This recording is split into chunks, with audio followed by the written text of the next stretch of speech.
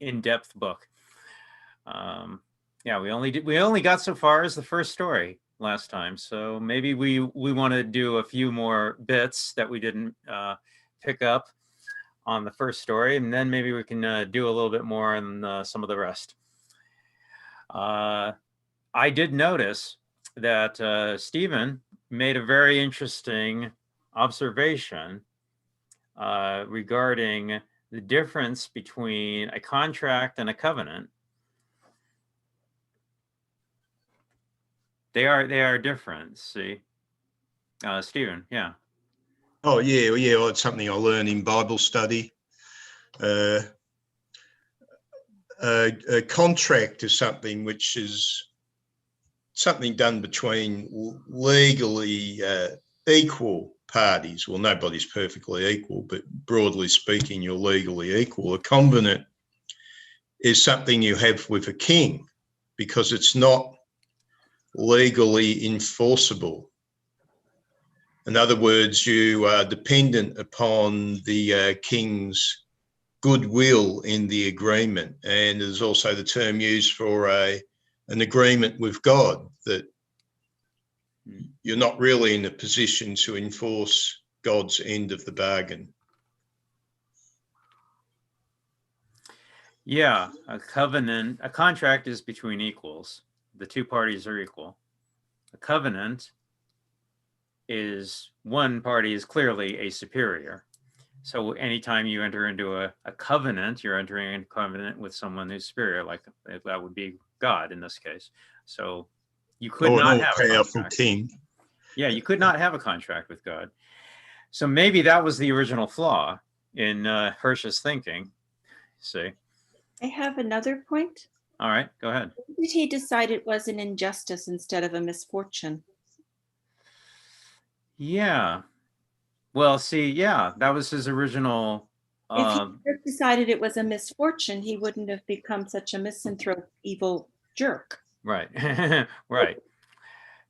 Right. His idea was that this contract was enforceable, but of course, yeah, it was all just in his imagination. It was never anything that was agreed to by the other party, in this case, God. He just created it himself and just assumed that God was going along with it. When there's never any guarantee that God will honor a contract that we mortals are going to impose. That's just us making things up. You can't make contracts with the infinite. Yeah. You might get an agreement, but yeah, and it might be only agreeable for the while. Yeah. So he definitely saw it as an injustice because he thought, oh, this isn't just. But the truth is, yeah, random chance or happenstance. You have the means to not meet. Okay. Just events and misfortune, yeah, just happen. There's nothing that dictates an agency about it, or a directed motivation for it. Tell me about the concept of chutzpah. Because I think it's under the guise of chutzpah that I think, and I'm not Jewish, so I'm out on a limb here, that I think that Judaism enforces or engages in a contract with God. And you see it all the way through the Bible. Abraham, they all talk to him and say, well, God, you said you're going to do this and you didn't do this. Just think about when God was going to destroy Sodom and Gomorrah. Yeah. He asked him, he says, well, how many people? He says, I want 60. Then he says, what if you find 40? What if you find 30? What if you find 20? Remember that conversation? Yeah, right. So I reread this edition and I thought about the concept of chutzpah.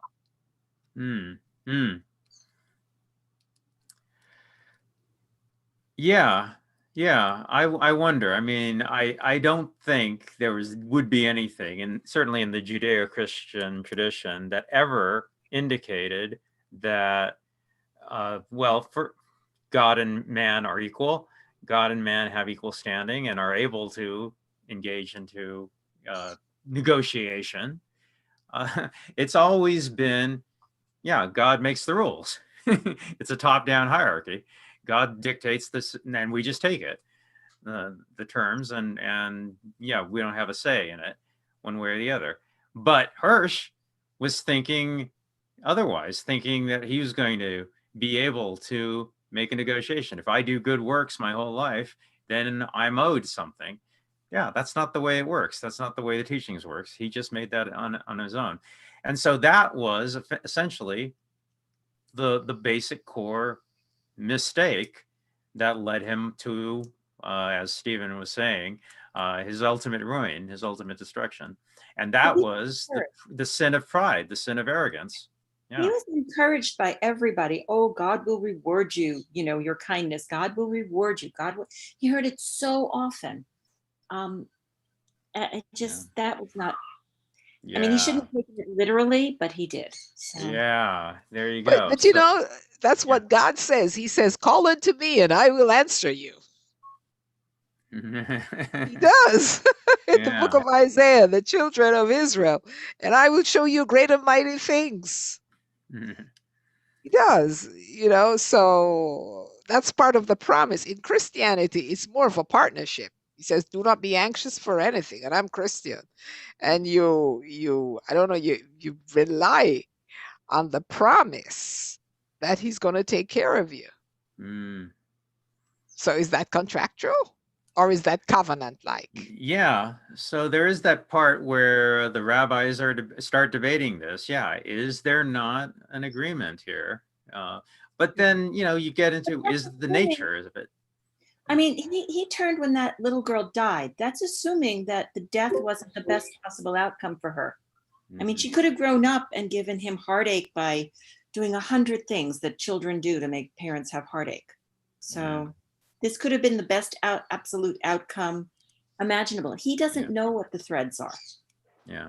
He shouldn't pretend that he knew, standing from a God point, that he was stoked. Yeah.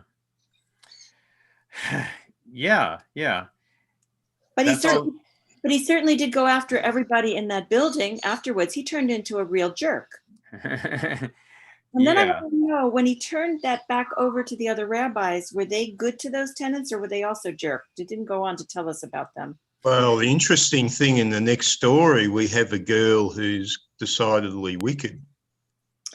Maybe she was the future of his daughter. Oh, we're definitely going to get to the rest of the stories. Yeah. So can I just share something that I read, a book that I read? Yeah, sure. That talks about it. This book is called The Chutzpah Imperative, and it's written by Rabbi Edward Feinstein. And it starts out by telling a story. Okay. And which demonstrates chutzpah, I think, he says. He says, so this woman prayed for many, many years for a child. And finally she got one. So she's standing down by the ocean with the child in her arms, and up comes a tsunami, and it washes the baby away. It washes everybody, but it takes the child away. And she looks up to heaven and she wails at God. She says, how can you do this? I've asked you for this for so many years. What were you thinking? So up comes another tsunami, and the baby comes back. So she picks up the baby, looks him over, looks up to heaven and says, and by the way, God, he had a hat. What happened? Right? No, that's... Yeah, and tell me about the next tsunami that died. No, that's chutzpah, having the temerity to question. So is that contractual? No. I don't know, but this book was very good. It talks about Abraham's relationship with God and how he questions him all the way, and he's obedient to God. It's so easy to fall into that where you feel like you're owed something. It's so easy to fall into that. But I have heard that story before. Yeah. Oh. But you know what? It kind of reminds me of. Do you know the comedian Steve Martin? Yes. He talked about in his autobiography about a time when he was just starting out in stand-up comedy, and one night the promoter hired a limo to drive him. And you know what he said? He said, "Oh no, this is crazy. What I don't. This is too much. That you can't spend the money for me to have a limousine to drive me. This is just so extravagant that I'm not worth this. This is not anything." And he said, "No, don't worry, just take it." And so he took the limo. And you know what happened the next night? The next night, he called up. He said, "Hey, where's my limo?" You just fall into it. Once you get up there, you realize that's where you're staying. You know. Yeah. Wow. Thanks. Well. In the comic strip, you could see that the contract with God is something that is a tenet of the practice, and anybody here who's Jewish can see it, because at the end of the comic, the little boy finds the rock, and it seems almost natural to him that he's going to enforce his own contract with God. And the rabbi said, your contract with God is a private matter. Yeah. But because they wanted the income from these apartment buildings, then they would help him enforce it or draw it up. And he feels very satisfied that he now has a legitimate contract with God because it's been endorsed by these holy men. Again, you have really, if you have, I don't know the word, advisors that have skin in the game, they're not going to give you unbiased opinions. So That's true. That's very true.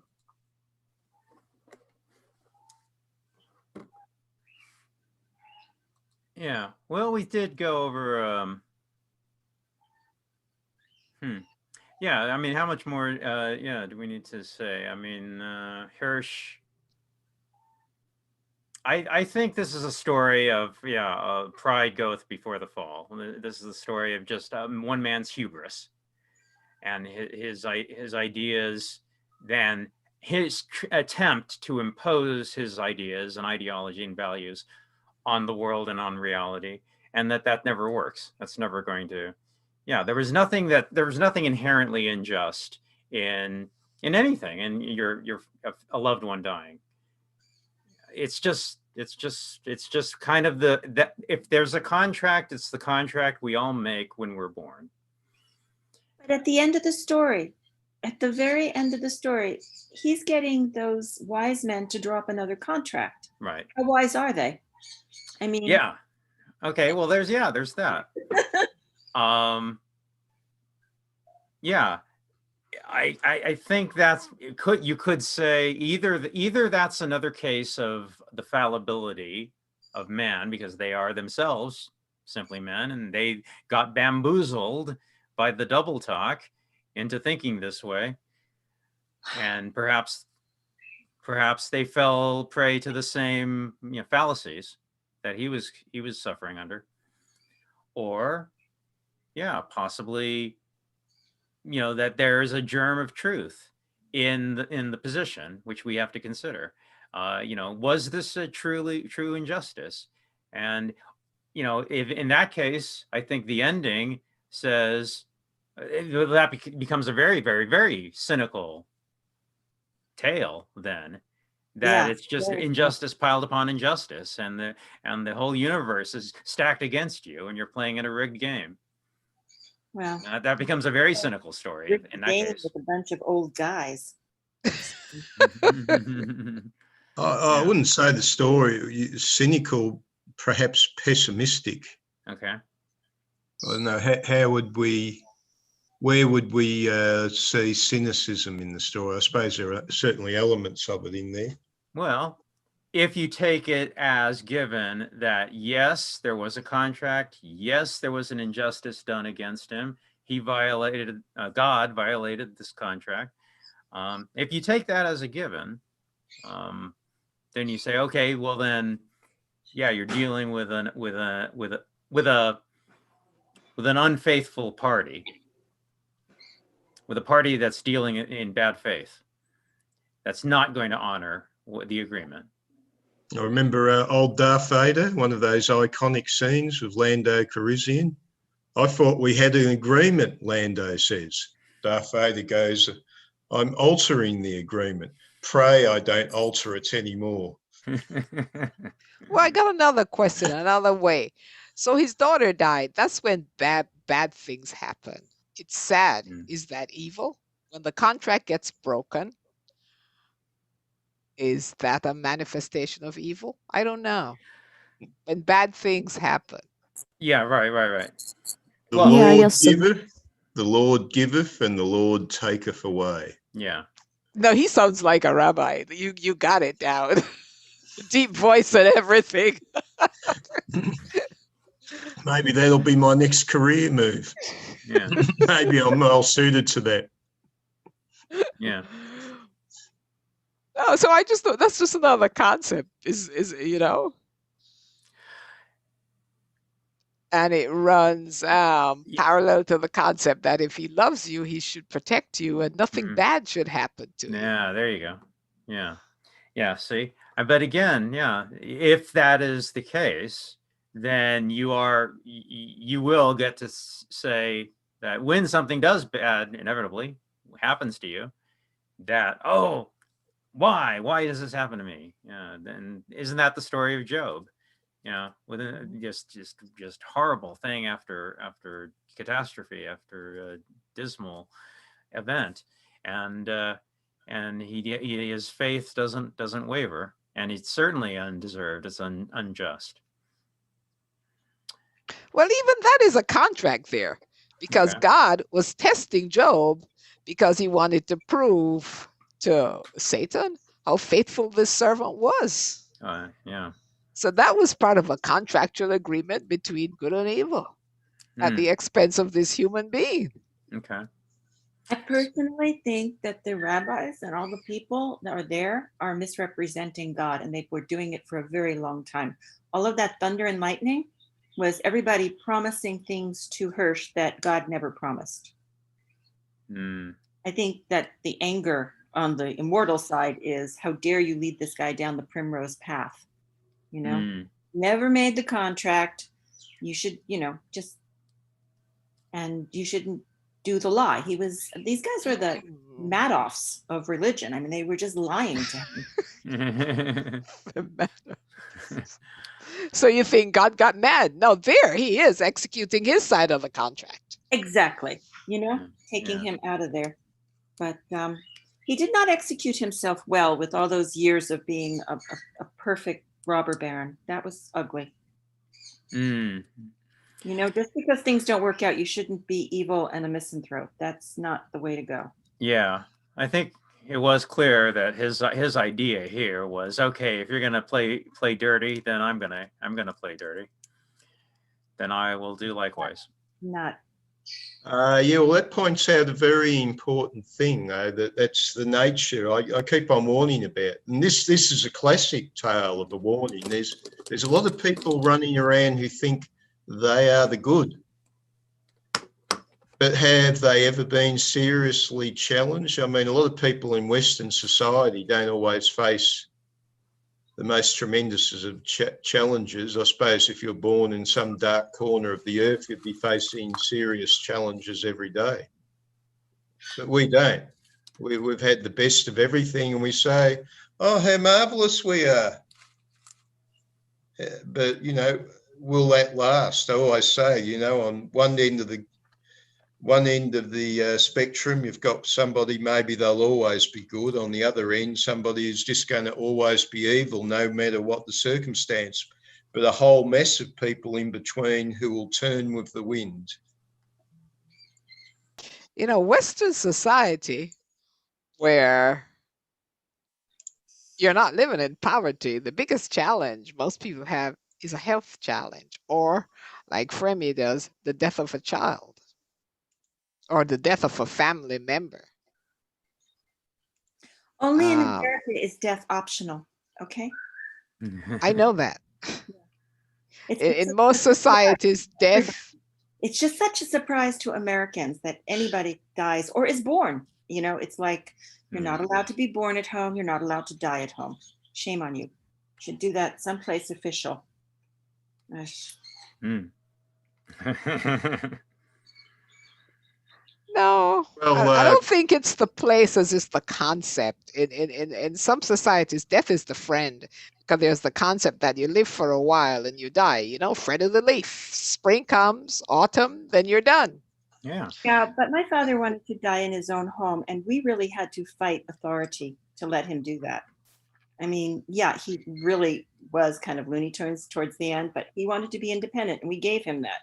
And yet, when he died in my brother's house, the police showed up and they did things like photograph the thermometer on the wall to make sure that the room was warm, you know, to say that it was a natural death, that there was no foul play, because nobody ever dies at home anymore. Nobody. I mean, they just all get taken away by the ambulance. True. So, and it's the same with being born. If you purposely give birth at home, there are states in our country that will tell you you've done child abuse. They'll bring in social services. That's right. And that's weird. That's just plain weird to me. well, no, it's economic. It's money for the all-powerful health services. No, that's They demand your clientele, and you are committing a sin and a crime if you don't partake of their services. good Lord. That is very cynical, but perhaps. It's true. Is that No. the social contract with, instead of with God, it's with society, right? Oh no. No, a covenant with society and government. Your contracts are always might suffer abuse. I mean, it's very close to the word covenant. I was looking up the etymology, very close to the word convenient. And that's what Hitler and Stalin had just before World War, they started their war, a convenience. And poor Stalin was most shocked when Hitler turned on him before he expected it. Poor Starlin. That's lovely. I trusted him. Oh, Is there no such thing as honour between psychopathic dictators? And that's the absolute mad part of Stalin, I think. That was his maddest moment. Trusting Hitler. I just want to get in here before we get too far away from having the babies at home. It's a question of safety. Safety and decreased morbidity. Love, I've worked in hospitals. They're not terribly safe. They're not. I mean, yes, it is safety. But it is. You can have a midwife at your bedside and be far safer than in some of the nasty hospitals in New York City. Okay? So. Yeah, given a point, but if the delivery goes south, if you have adequate monitoring and it goes south, being at home doesn't really help. Yeah, but you can be in a hospital in 20 minutes, and sometimes it takes 40 minutes in a hospital to get a doctor into the room. So, you know, it's just CYA. Been there and just unbelievable. You know, it's not all about safety. And I mean, I got the safety lowdown over and over again.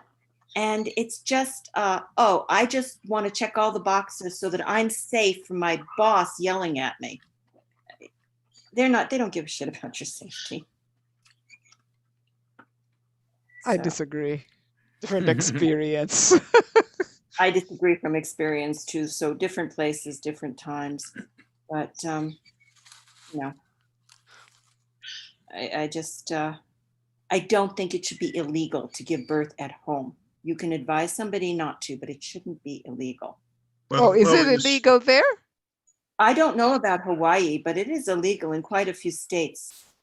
I had a lot of midwives, trained midwives, Columbia University trained midwives that couldn't get licenses in places like California for the longest time. I don't know if they've changed that, but you know, people that worked on reservations out with the American Indians, places where they didn't get health care, or in Humboldt County where the hippies just would not trust anybody and they wouldn't go into the hospitals. So it is not child abuse, it's simply necessity. I had ladies going out to, South America and Africa.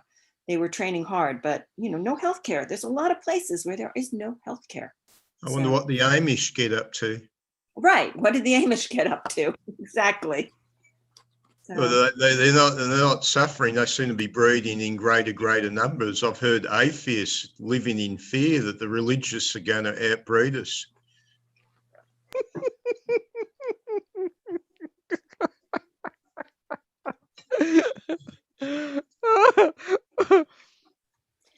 I totally enjoy, I believe in hospitals, but I don't believe that they should be the end all.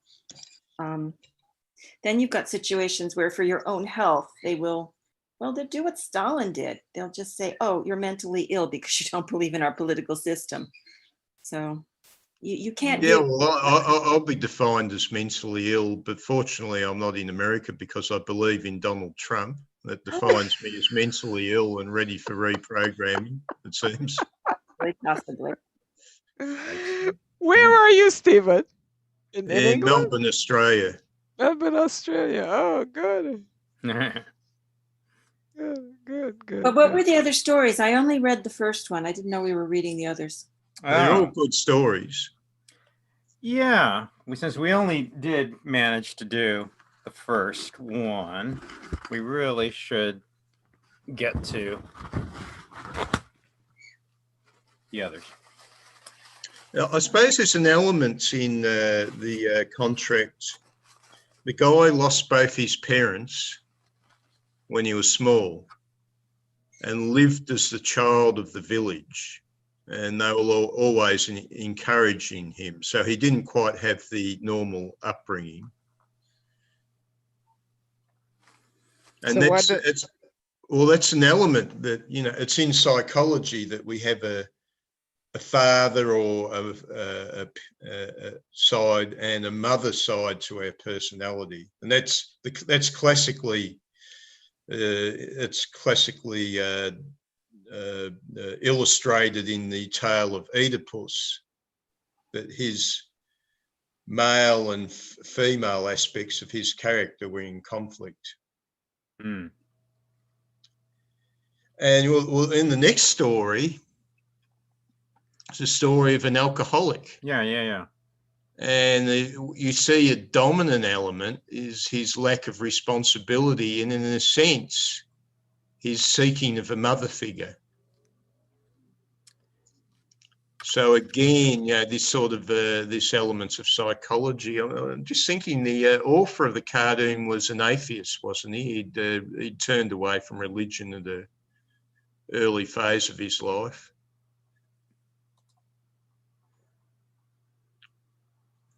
Set in the 30s again, I even ended up watching an episode of Star Trek to determine what the wages were like during the Great Depression. So you had prohibition, because I noticed the guy had picked up, when he'd gotten some money, he'd bought bottles of whiskey from a bootleg seller.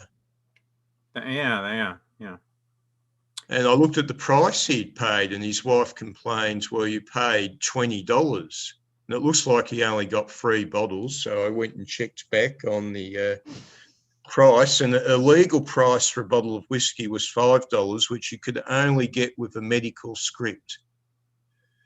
So, it's probably fairly accurate that a legal purchase of 4 bottles would get you, would be $20. Whereas a bootleg purchase would be possibly a bit more. So maybe he did get 3 bottles for $20. And I was looking at wages as well, that a minimum wage of 25 cents was established in the late 30s, 25 cents an hour. So a wage at the time was only about, at best, for an ordinary person, about 25 cents. $2.50 a day. I watched an episode of Star Trek. Any Star Trek fans out there? Definitely. Yeah. I watched an episode called The City at the Edge of Forever, where they go back in time to prevent McCoy screwing up history. And he meets Will Shatner meets Joan Collins. And he gets employed at some stages at 15 cents an hour and then 22 cents an hour when he's stuck back in the 1930. So yeah, wages, yeah. So you get back during the Depression for a very ordinary work, you might only get $1.50 a day or $2.50. The guy was supposed to be an accountant, so one might assume he'd get paid a little bit more, but he just found work beneath him. And if he got suddenly $25, which was like a couple of weeks' wages, he spent most of it on booze. Wow. It's an amusing element where he's got a good voice. He's singing in alleyways for the coins people would throw down out of these, what are these places called, these slums? Tenements. And one lady calls him up and she's an ex-opera singer and she thinks he's got an excellent voice. She gives him a feed and she's a bit of a frump, but she uses him for sex, and she's got the idea that he can become her protege and she'll raise him up as a singer.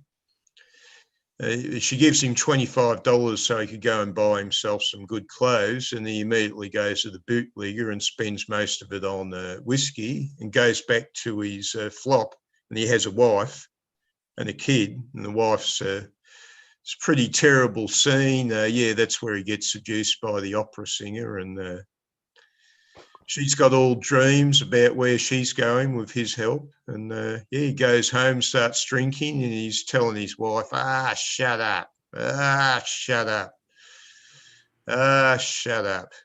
Throws a baby on the couch. I like that. The terminology is a little different. Now, this was probably what was, good looking. To be an accountant, he would have had to have had a reasonable level of intelligence, and he's gone the ruin with alcohol, one of the stories out of the Great Depression. And yeah, I think it emphasises here that he is a guy who's just not willing to take responsibility for himself, and that's seen in the motherly aspect of the ex-opera singer. I mean, you ladies must have met a few guys who have been boys forever.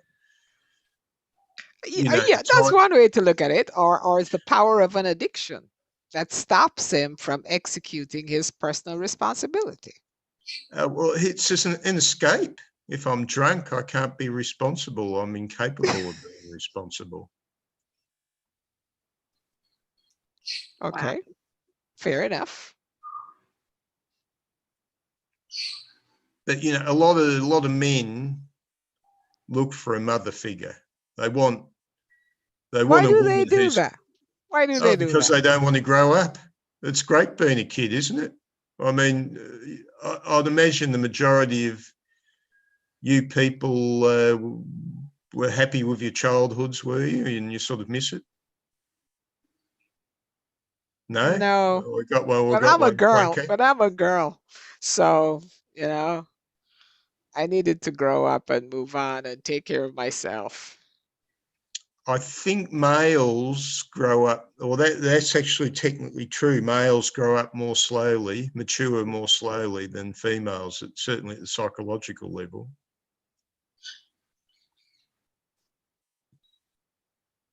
And they only use half their brain as well, so I guess that makes things more difficult.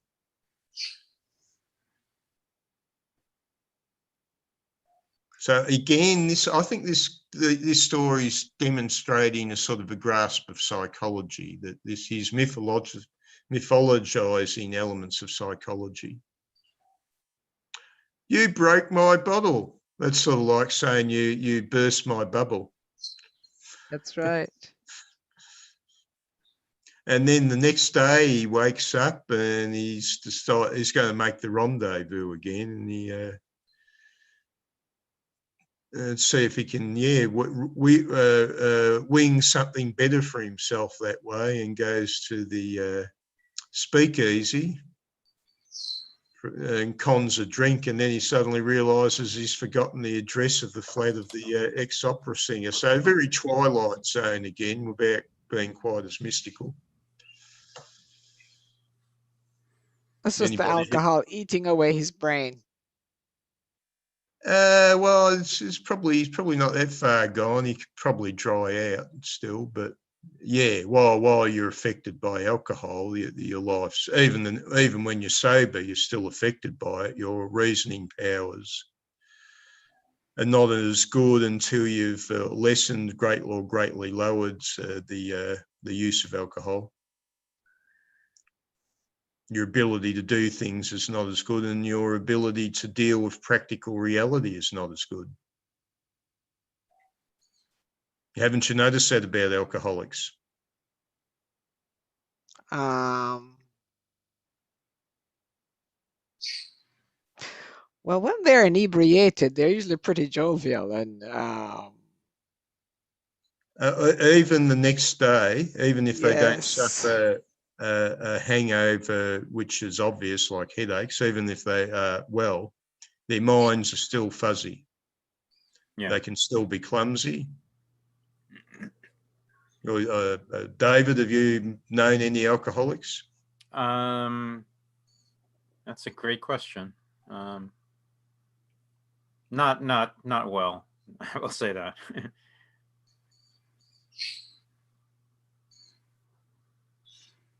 There's a lot of symbolism there. I suppose if I spent my time meditating upon it, you'd have to, you could cross-reference all the symbolism there. So yeah, he's you're knocking, right. It's like a Twilight Zone episode. He's knocking at the door of the temple there, the bootlegger. I wonder if it's got written above, know thyself. he does. He likes to drink. He knows himself, all right. Well, that's the Dionysian path. That's the Dionysian. That's right. That's the Dionysian path. That's right. Yeah, I was checking up where that was. It was in that was a certain part of Greece. It was like there was a temple to Apollo, which is the famous one. There was a temple to Dionysius, and there was a temple to werewolvery as well. So there was a cult of werewolvery in ancient Greece, which probably disappeared as times progressed pretty quickly. We get into Nietzsche's Birth of Tragedy, where Nietzsche expresses this, this concept that we've gone the wrong way, since the Dionysian, the heroic mythic period of Greece, when we started to get in. Socrates took us on the wrong path, that we should be out there just, dancing with the bacchanals or whatever they're called. We're ruining our lives, by not. Life should be fun. Yeah, I think that was Nietzsche's message. Life should be fun. Okay. We're all in that. What is it? It's called the delay of pleasure, that if I do the right thing for a while and delay pleasure, then I'll get more pleasure later on, you see. So we do that our whole lives in the name of religion, you see. I'll be a good, nice person, won't have fun or anything like that, because I'll get to go to heaven. There goes that contract again.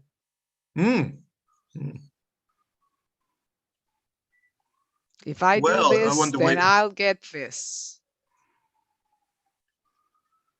In Hawaii, they're a bit different. You do the right thing because it's the right thing. You owe your community. It's what we owe each other. It's Haloa. And okay, David, what did Max Sterner say about that? I think you're the Sterner expert here. Sterner was a person who claimed their motives are invariably selfish, and even when they appear not to be. In Hawaii.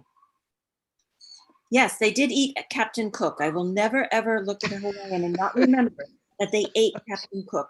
But on the whole, they just like the sun here and the sky and everything. People are just happy. Rainbows. I mean, people don't have any reason to complain. They're just like the ocean. They're happier. It's just a happier place. I mean, I don't find a lot of misanthropy here. Not like, you know. I knew a guy from Hawaii. He said the temperature. He was Japanese, Chinese. He said the temperature was always between 20 degrees C and 25 degrees C, Yeah, it's never too hot and it's never too cold. moderated by the ocean. Yeah, it's just moderated like crazy. So So what's it like at night? It doesn't get normally not too cold. down in some places, I mean, it has every microclimate you could want here. Down in Kihei, it gets very hot in the summer by the ocean. It's just too sunny. But people who have trees growing around their house are okay. But I live up on the volcano. It's cool here all the time. It's nice. Oh, right. Okay. The volcanoes. I forgot. That's the thing that might ruin your days at some point. I don't live on an active volcano. That's another island. I'm fine. The dust comes over. That's it. We get some dust. Oh, from the active volcano, right? Yeah. You have to dust constantly. The air is not so clean here. But you get the brush fires where you are. Yeah, like California. Yeah. That's pretty significant. I think California is full of eucalyptus, and that's part of their problem too, since they took seedlings from Australia and thought these are great drought-proof trees. And the reason they're like that is their leaves are full of oil, which is an interesting oil. I didn't know that eucalyptus came from Australia. That's cool. We have some here too. We have a whole grove of it up on Haleakala. They're quite lovely. I think there are native eucalypts outside of Australia, but I think they're more located in Southeast Asia. But the huge variety of them is found in Australia. Okay. So what is this artist's story? I mean, why is he drawing tenement slums? That's the basis of his stories, all the things that happened in these tenement slums and the grand era of the 20s to 1930s, so depression era. What is his personal connection to those time frames and that place? Oh yeah. Oh yeah. I mean, it's very clear he's drawing on his own Experience. childhood experiences of growing up in the Bronx. Yeah, certainly in the 1930s. I grew up in the Bronx in the 1960s, so Okay. Well, the illustrations are very well done. Yeah. Well, no question about it. Will Eisner is long regarded, highly regarded as one of the masters of the comics form. Certainly. I mean, he's up there. He's probably one of the top 10 practitioners, if not top 5. He's just... He made a living doing this, or he did something else? Well, he's... yeah, you were... I think you... Oh, were you... So you weren't here 2 weeks ago when we did the first one.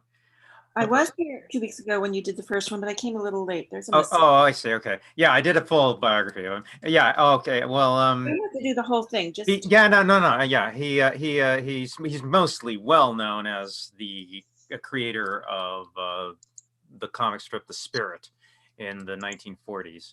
okay. They did a very, very bad movie of that, if you might remember. But that's the main thing he was remembered for, the Spirit comics, which are a lot of fun to read if you ever go back to read those old Spirit comics. But after that, of course, he did a variety of things, but he was active all the way up to the very end. Yeah, he passed in 2004, and he was, he was very, very, very active. And a lot of people say that his best stuff was the stuff he did in the modern era, and he certainly created a huge body of legacy of work that to this day is highly regarded. And Contract with God is certainly regarded as one of the greatest graphic novels ever done. So he would have been about 15 years old when the story is based on this comic book, or the era of this comic book. So yeah, very impressionable age. Yeah, I think so. Yeah. Yeah. No, he was. He was an innovator, a pioneer in a lot of different areas, both on the page and behind the scenes. He did a lot in the business aspect of comics. He created various studios, and so he was a monumental figure, certainly, and it's why the comics version of the Oscars, the comics version of the Tonys, the Emmys, is called the Eisner Awards. And that is why, named after him. So, Wow. Oh, wow. Didn't know that. yeah. He's certainly, one of the top 3 figures and certainly in the Western comics. My favorite illustration is when Fremy is dying. I thought that was a very well done page. Just as he comes out and he gets the contract and he starts walking away and he has his heart attack. That I thought was pretty good. I can pull that one up here. This one here. So Let's see. This here. One sec.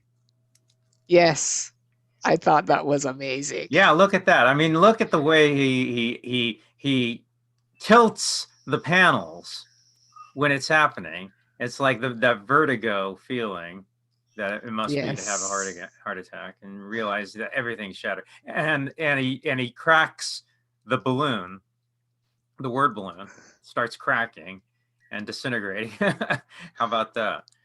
Yeah. Well, here it is. He says, I have 3 witnesses, and then he has 3 frames with the man dying. That caught my attention. Yeah, and the panels start overlapping. It breaks the traditional rhythm of a comics page, and you get the sense, oh no, this is not right. This is definitely wrong.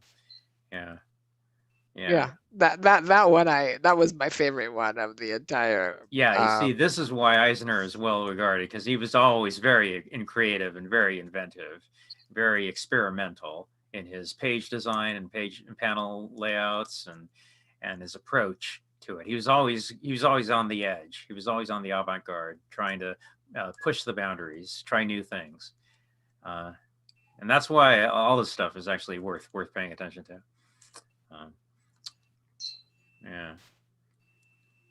Yeah. You could spend a lot of time just looking at Eisner's work, just artwork. I mean, but here's the other thing too, where he puts epilogue, you think the comic is ended. Yeah. And then that's just the power and the awesomeness of Fremy's death. And he was always one. Yeah, he was always one for doing interesting typography. Here. Yes. Okay. So then its story starts all over again. A cycle repeating on itself. That's right. With the kid here. That's right. Yeah, how about that? Yeah. I mean, those old Spirit comics are really, really a lot of fun if you ever go back to them. Then he did those in the 1940s. Okay, if we should deviate from the law, we will not deviate, we will abbreviate. That one was a cool one too. What does that mean? I get the impression that Eisner viewed religion as a racket.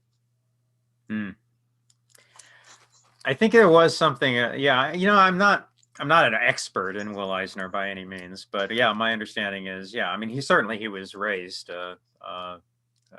in Yiddish circumstances, Yiddish neighborhood, and certainly in a Jewish tradition. But yeah, I don't think he was a practitioner for the bulk of his life. I think, he was mostly secular. But yeah, as I said before, earlier, and to repeat, if nobody knew, the reason that this book exists was because of the circumstances of Will Eisner's own then teenage daughter in the 70s passing from leukemia. that was the reason that he began writing and drawing the work that eventually became this book. So this was that was the start of it. He was trying to deal with the grief of his own misery and his own sadness from that horrible tragedy, and pouring it out onto the page. And that's, you can definitely see it in the first story, certainly.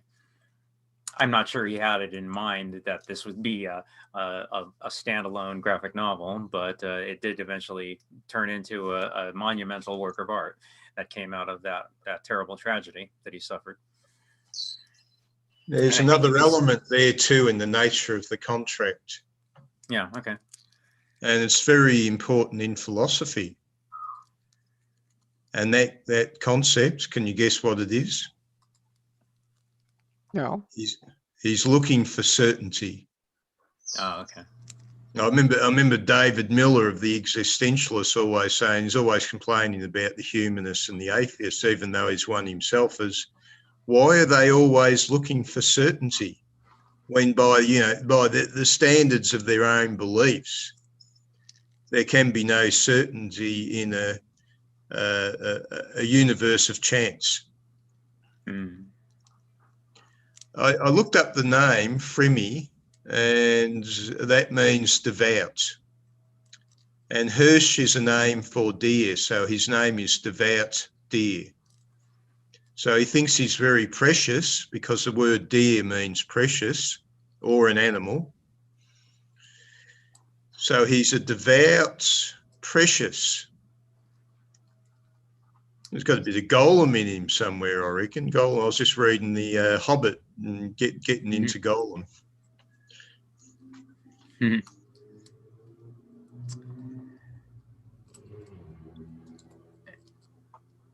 Yeah, well, let's see.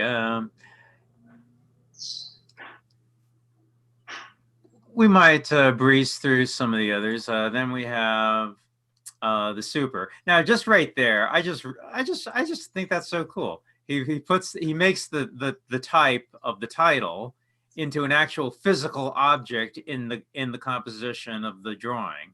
You see that? Like they're actually physically there, suspended between the doorway. And that's the titling of the and he would always do stuff like this all through his career. He would just do crazy things that nobody else really does these things, and it's just so creative and inventive. I just makes me smile.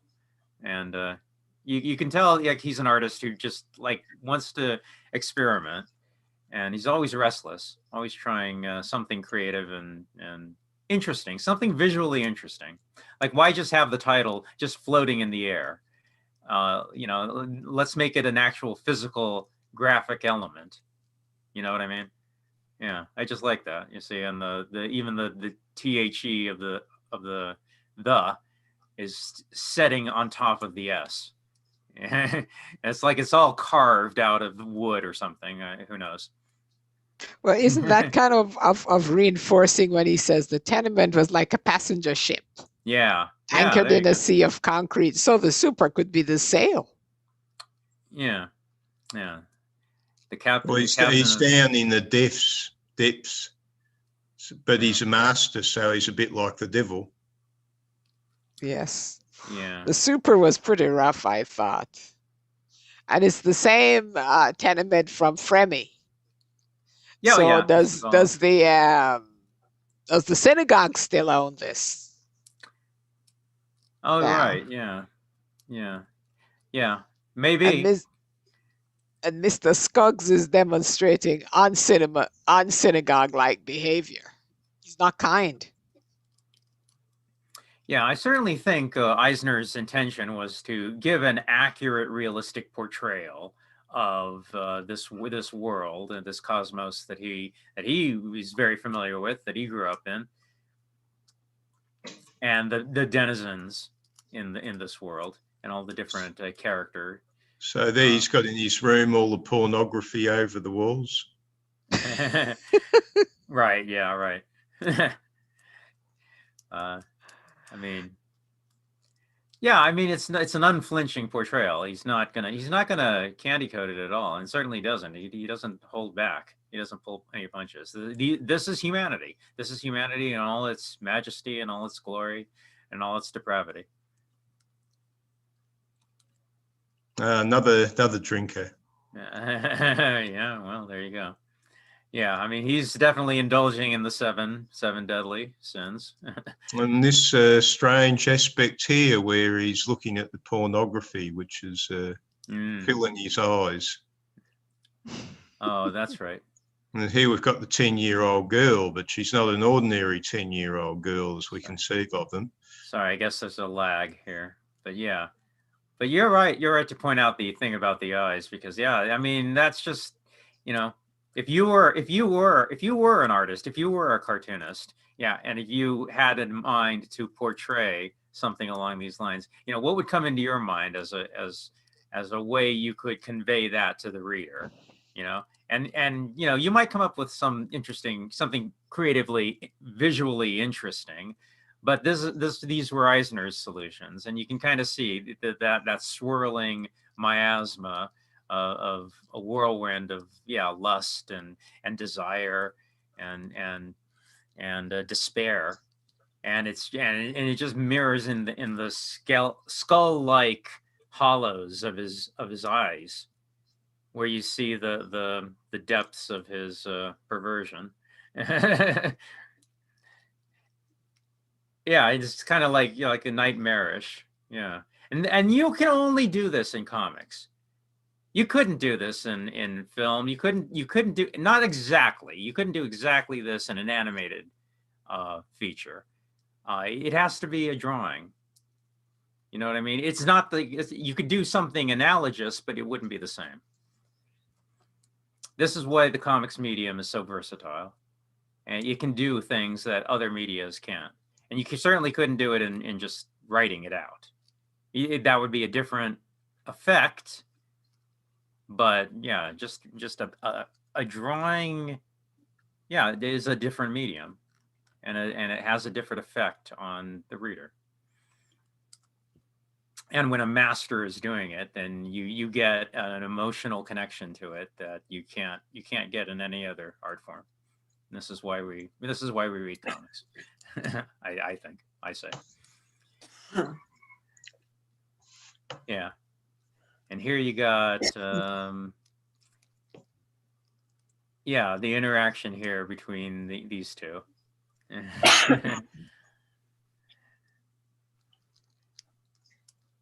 Yeah.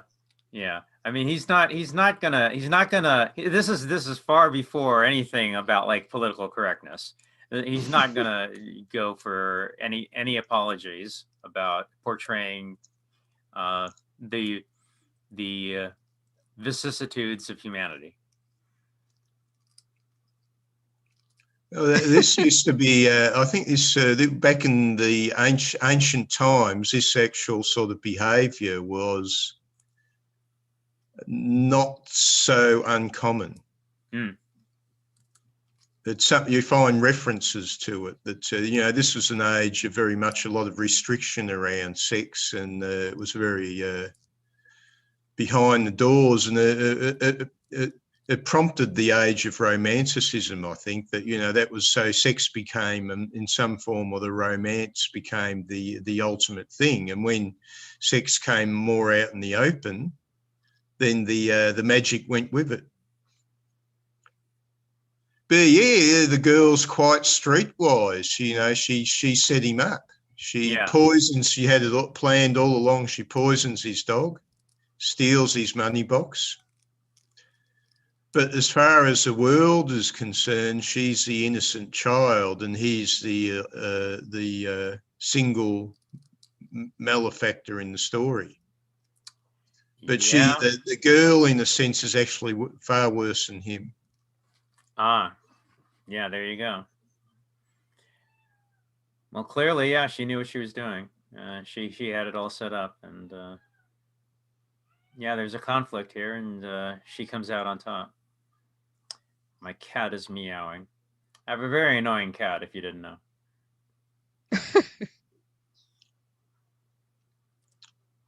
Oh, the Babylon Bee had an article about cats. It seems Satan has just created a new breed of cat which is more annoying than the standard breeds running around at the moment.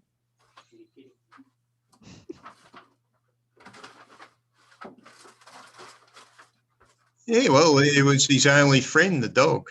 It was what he had feeling for. The dog was his baby. Mm.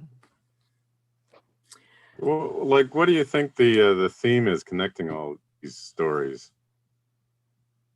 They It's Sentiment. dehumanisation of a sense, the levels of humanity, and it's the worldliness, and it's perhaps one of the worst parts of the world. It's the slum. Hmm. It's the rock bottom, Oh, I'm going to go with loss. lowest common denominator. You're gonna go with what? All the Loss. so far the first three of it. Loss. Here's this dead pet. Loss. Yeah, loss. Losing something that you love. Like the first one was his adopted daughter who died. I guess my internet connection's unstable. The next one was what happened? That woman there lost her husband after a very difficult kind of relationship. And then this guy that she brings in is replicating the whole thing. And then he makes a connection with her, but then he loses that connection. And here we've got the dog dying under, well, unfortunate circumstances there. Yeah. And there's the instigator of the loss. Who was the instigator of the loss? God was apparently the instigator of the first loss. The second loss there, hard to track there. I'm not sure who we could point the finger at. In this one, we got that little girl who's the one who's causing the loss. Yeah. Yeah, we haven't gotten to the fourth story yet, but I just want to point out, yeah, I mean, he's genuinely grieving for his poor dog.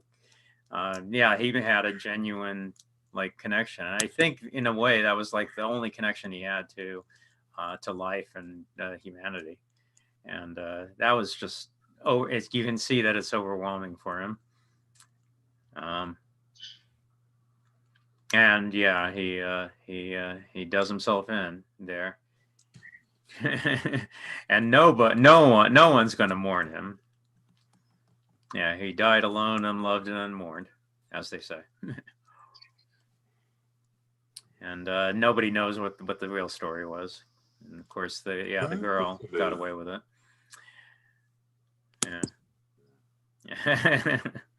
And then the life just goes on. There's the sign goes up, super wanted. So he loses his job. He gets fired.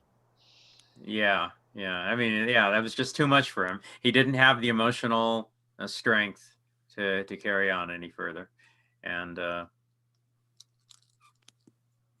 I mean, we're talking about justice. Where's the justice here? Yeah. All right, and then our last story here. I didn't If get you to read this this one. one, I'd be interested to hear what people's comments are on this one, because there's a lot that's disturbing in this one, isn't there? Anybody want to throw something out on this one? How did you feel? Because there's some, wow. I mean, he's confronting some stuff, isn't he? I mean, if you watch old movies, you watch old TV shows, yeah, this is the stuff that, went on, but never got talked about. Even though it was there and everybody knew it.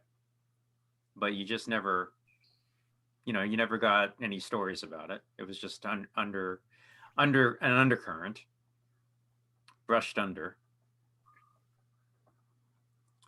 I never got to this one. Oh, you did not? Okay. No. Did anybody read this one? Oh, I did. Okay, Stephen did. Anybody else? No, it's okay. I would rather not spoil it for you, but this is harsh. It's a harsh story, and it's talking about some harsh issues. And I don't know how I think about it. I mean, certainly it's very disturbing. It's very disturbing. I mean, any portrayal of these activities would be very, very disturbing. Of course it would be.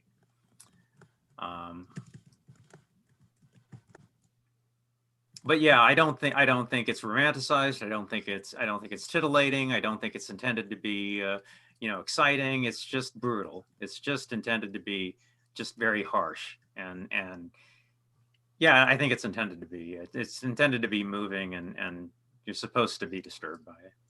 I didn't find it harsh. What provokes a feeling of harshness in you, David? Okay, yeah, that comes down to individual reaction. Yeah, I mean, I've seen some movies that most people would feel are very, very disturbing. Doesn't bother me in any way, and that's an individual reaction. I've seen some, movies where things that didn't bother other people, bothered me very much. It's just an individual reaction. Okay, let's just go right ahead. Yeah, this is a story. One of the elements of this story is rape. Okay, so I just think that the way it was portrayed, it was very unglamorized.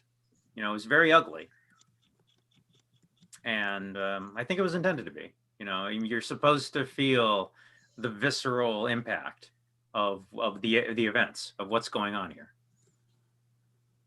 and I think he does a good job of that.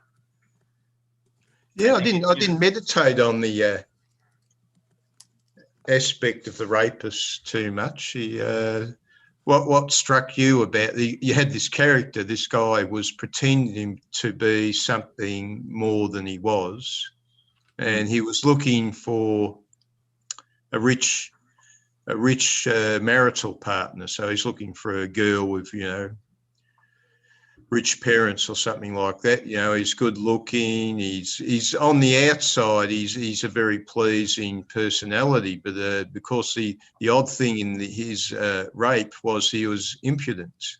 So on the inside, he's an ugly troll. Outwardly, he looks good. Yeah, there's nothing about him that's intended to be sympathetic. I really don't think so. Yeah. He was not operating in good faith in any step of the way here. No. Of course, the amusing bit is a girl who's on the same path, who's looking for a well-to-do husband. Just walks past a guy who likes her. She doesn't realise that he's on his way to being a doctor and a decent sort of an income. Right.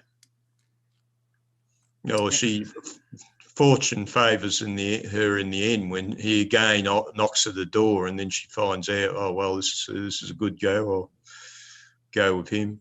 And of course, we have the dirty dancing element. They pointed that out in relationship to this story, was that this was the only escape for people from the flats of the city, was this little trip into a place like the Catskills. Yeah. Once a year to escape the drudgery of city life. Well, what would you say, Eva? How was it in your days of flatness in the Brooklyn or wherever it was? Bronx. The Bronx. The Bronx was fine. The community was solid. Yes, there were people that were a pain in the ass, and sometimes there was fighting. And wife beating was generally the sport of the moment. You could hear it in almost every household. I absolutely vowed I would never marry anybody in that neighborhood, and the Catskills were nice to go to. So, you just grew up there. That's all. You got out as fast as you could.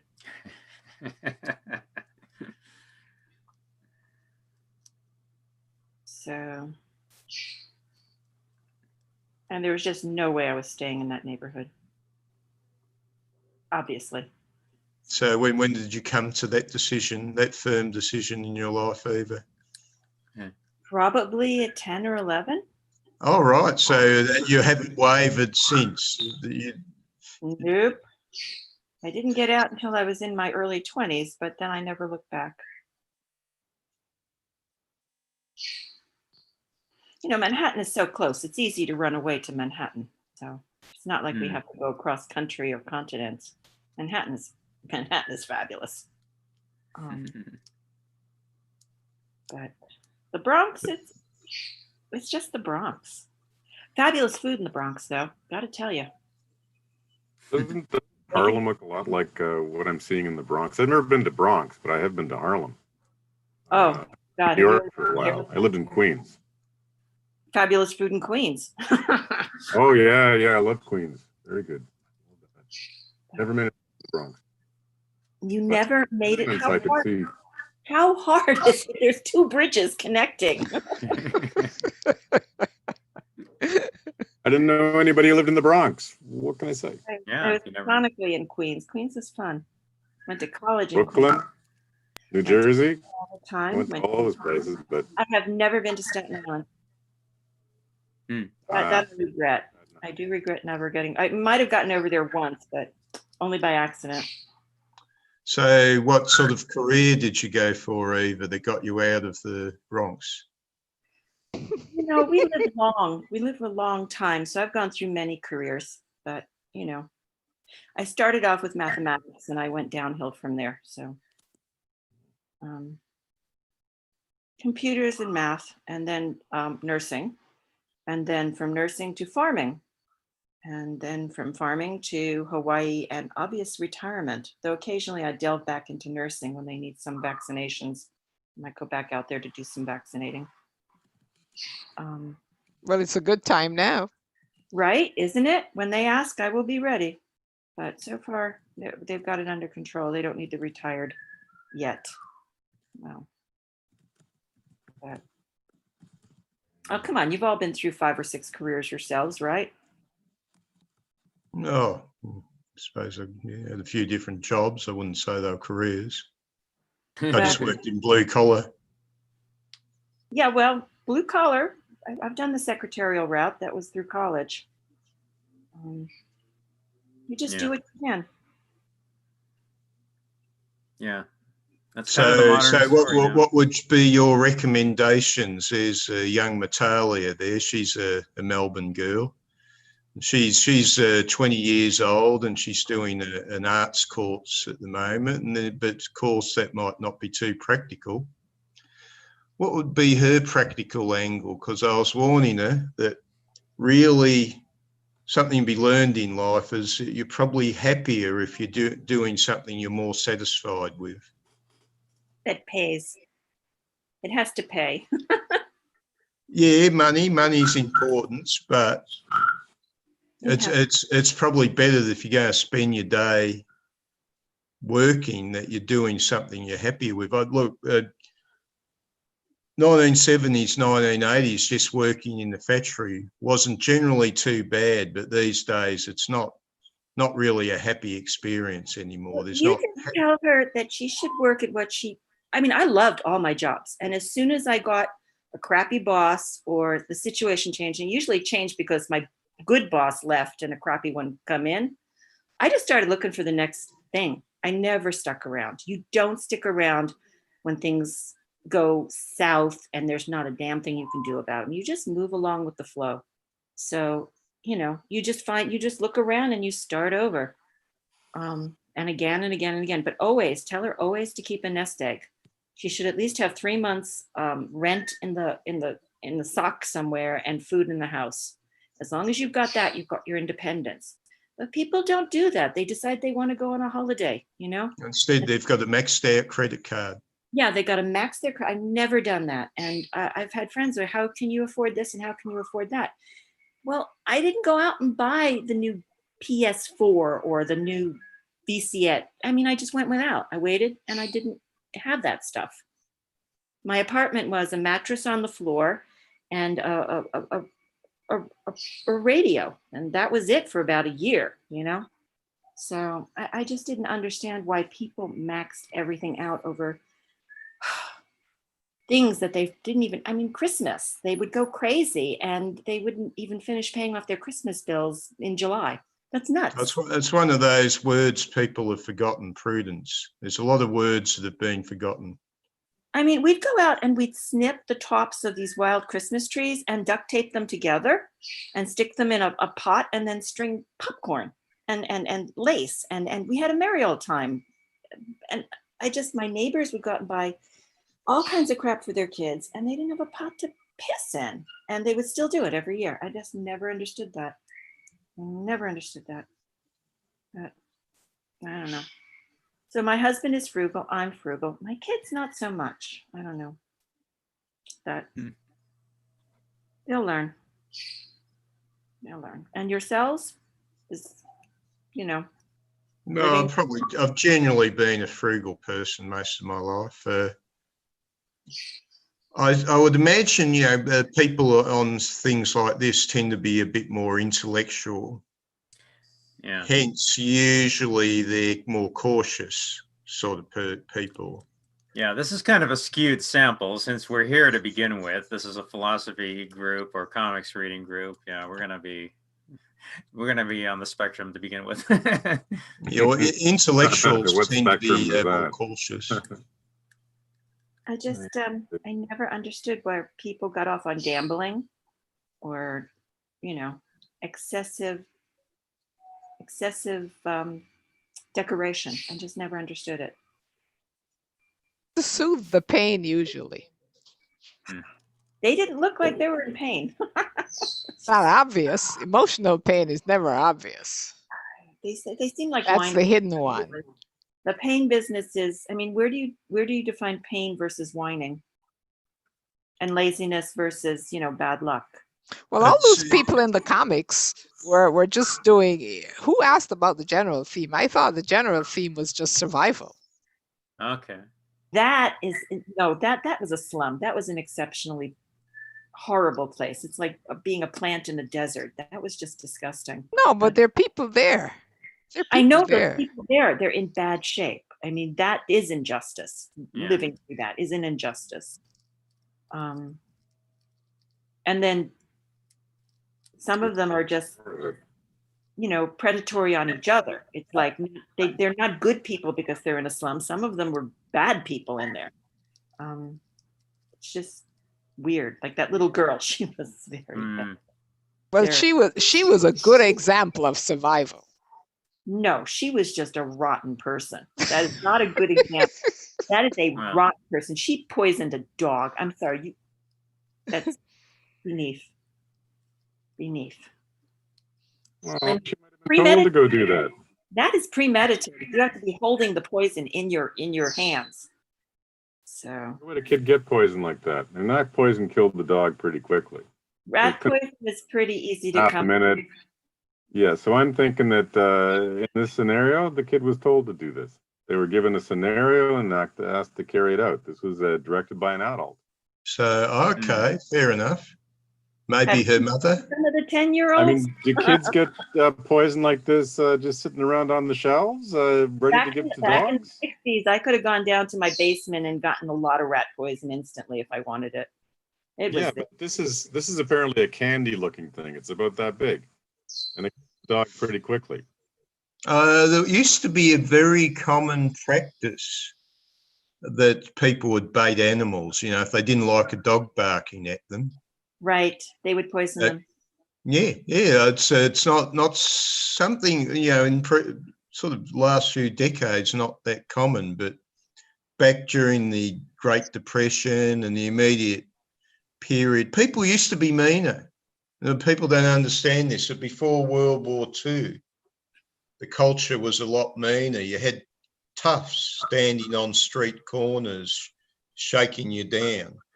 And they were claiming territory. They were saying, this is my territory, and if you want to walk past, cross my palm with silver. In the Bronx, the response to that was, today's a good day to die. And you would go at them. You would just throw yourselves at them and bite them. I mean, it's like I bit a lot of people when I was very little, and they realize you're crazy and they leave you alone. That's the way you have to do it.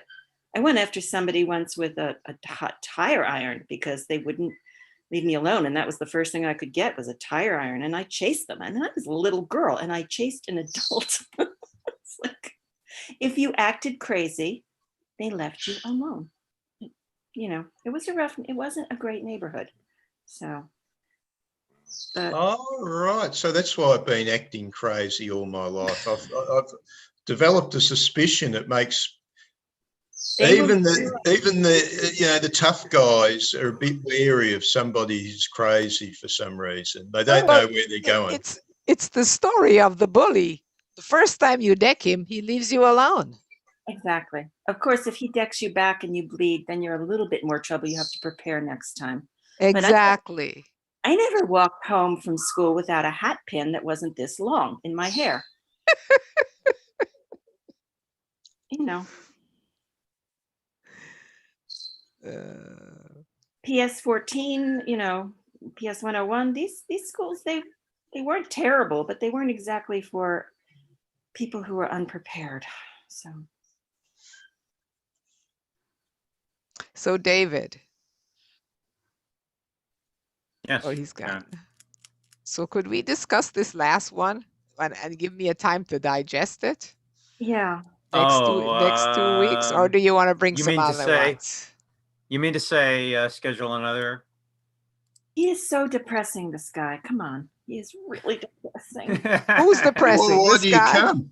Eisner, he's depressing. He's like, it's Hobbes. It's life is nasty, brutish, and short. This guy is not thrilled with What's your idea of something? You didn't like Calvin and Hobbes? Calvin and Hobbes. No, not Calvin and Hobbes. Hobbes, the guy who said life is nasty, Oh, brutish. Hobbes. Okay, yes, Calvin you're right. is perfect. I would read Calvin and Hobbes any day of the week. So Eva, what sort of stuff have you liked? I'm all over the map. The last thing I really liked was Ordinary Vices by Scheckler. I tried Her Faces of Injustice, but it was too hard for me. So I'm in between things right now. I don't know what I'm reading. Wait, what was it? What did I just? I don't know what I just. Or did you ever read any comics when you were a kid? No. Oh, I did. Dick Actually, I was only Tracy. curious. Dick Tracy. That shows how old I am. Dick Really? Tracy. I think I was told my mother used to read comics when she was a kid. The Dark Side was good. I am trying Montaigne now as a recommendation. So Okay. I don't know.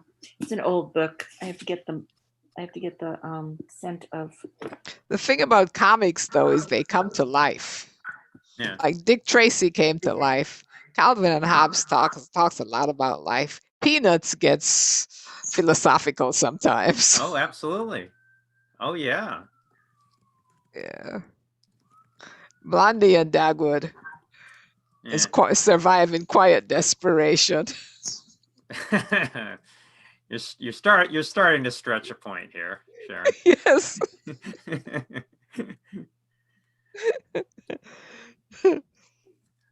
But I'll tell you what, if you wanted to come back, well, no, I know what we're doing the next 2 weeks. 2 weeks from Okay. now, we're doing Masterpiece Comics. You'd be interested in that one, Sharon. Okay. All right. Masterpiece Comics. What? 14 days. What's the theme? Everything's on the calendar, and next week will be Long Shot Comics. We have done fun comics here. We've done fun, optimistic, happy things. Comics, because I had to this get one's the other pretty book out of depressing. the library. But how do you find Masterpiece Comics? Masterpiece Theater. If you, how did you get Contract with God? Did you order it through At the Amazon? library. I ordered it through the library, and they brought it like in 2 days. Okay, check with your library. If that fails, I believe it's available on Amazon. And if that fails, contact me. I'll send you the file for free. You don't even have to buy anything. I don't mind buying things. I just need to find out where they are. Masterpiece Comics. But that's going to be in 14 days. Next week, we're doing Long Shot Comics. And I think we got lots of stuff coming up. But we've done lots of fun, interesting comics in the past that are more upbeat in the past. Long Shot Comics is very funny. I know that. So if you want to laugh, that'll be a good one. It's Okay. That's the date. That'll be next week, depressing. 7 days. And Masterpiece is after that one. And that's also funny too, in its own way. That's also a comedy. You'll enjoy that. All right. So Cookaleen hasn't been studied fully, but All yeah, right, just so- flashing through it. I haven't refreshed myself this morning on Cookaline. So Sharon, Yeah, it's very a lot of elements of sex in it. Very, very strongly Well, different, yeah, different that's one of types of sex going on. Yes. yeah. So, well, Sharon, if you read it over the weekend, I'll talk about it with you for a bit on Monday. Okay, I will. Yeah. See I'll what you sign think. on a little early. Yeah, right. David, could you show us the spirit then? The comic, a bit of the comic, the spirit. You know, what Yeah, are give me a his minute. illustrations? Yeah. Yeah, give me a minute. I'll see what I can pull up. Yeah, sure. Yeah, no, Eisner was very inventive back in the day with how he how he composed the pages. Yeah, this is going to take a minute, but I'll pull Have you something up. guys looked at Dr. Seuss's wartime comics? The what? Who? Dr. Seuss's wartime comics. You know Dr. Seuss, the children's book? Oh, Dr. Seuss. Of course. Everybody His loves wartime Dr. Seuss. comics are utterly brilliant. I mean, I got those out the other day. Yeah. The detail in the art. Yeah. Now if nobody here is a really big comics person that they know anything, but I would like to note the passing of Steve Lytle, who passed last week. He was a DC and Marvel artist, but it's such a shame to have lost him. Just wanted to note that. Okay. He had a very classic style. I'll pull up some produced here. What? This one. This What? comic, The Contract with God. What year was that produced? 1978. Although I believe it took him 78. 5 or 6 years to do it all, but it was published in 1978. Yeah, I remember the comics in the 60s and the 70s, and well, I don't know if you read any of those, but the style is very different from that comic there. I've read comics my whole life, Rob. Oh, okay. Well, then you know them. You know, back in the 60s, was action comics, and even the Marvel stuff was kind of, well, that was Jack Kirby, right? He was the artist back then, typically. So it looked in like Marvel, it was Jack Kirby, Steve Ditko, yeah, Larry Lieber. Yeah, they didn't have the kind of scenes that you saw there, in like the ones you're marking on how the title was part of the architecture of the building, or a number of angled frames to represent that guy dying. That kind of artistry or that kind of way of presenting things is, I don't think I saw that kind of stuff in the comics of the 60s and the 70s. So maybe this guy, you're saying that he broke the mold. He introduced this kind of stuff, and that brought in the comics of the 80s and the 90s. The style there, and I think I saw that kind of stuff in Marvel comics and DC comics later, like in the 80s and 90s. But I don't think I saw that kind of stuff back in the 70s. Depending on the artist, of course. Yeah, I mean, in the 70s, I guess, yeah, the main people you would point to would be people like Neil Adams and people like the creator of Warlock, Jim Starlin. Okay, I would probably say I preferred the older comics to the modern ones. Because today I find it became very pretentious. Whereas this sort of comic was a style. It was there to demonstrate its story. You know, I've looked at comics which covered history, for example. We're trying to cover factual history and not being absolutely to the letter, but you know, the comic image is an evocative scene, so it's giving you the message of the history in a series. So these are the central points about the history. So created as an evocative scene that would stick in your head, and that of course goes with the fictional comics as well. Things things are illustrated very strongly, so the message gets across.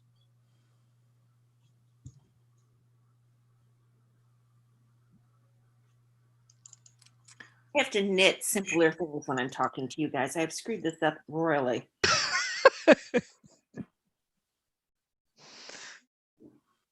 What are you making? It's lace. I'm making a collar for a dress, so a little bit of lace. But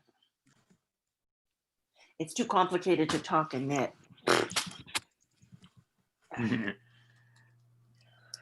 I've got to pick a simpler topic, a simpler project when I'm online with you guys. Okay, well, okay. So here is a little bit. There was a problem one time when I was going on and on about a comic that we were doing, and I was sharing the wrong screen, and I only noticed it when I looked at the recording afterwards. And there were a lot of people in the group at that time, and I was going on, oh, look at this here, and if you see this here, and you didn't even see it because it was on the wrong screen, and not one person said anything. If I'm sharing the wrong thing, somebody tell me. I So didn't you're notice sharing Spirit, The Spirit by Will Eisner. Yeah, but I'm saying a few weeks ago it happened. Okay. I'm saying a few weeks ago. If that ever happens, somebody say something. I was sharing the wrong thing. So anyway, you just wanted to know what the Spirit looked like, and here's what it looked like back in the 40s.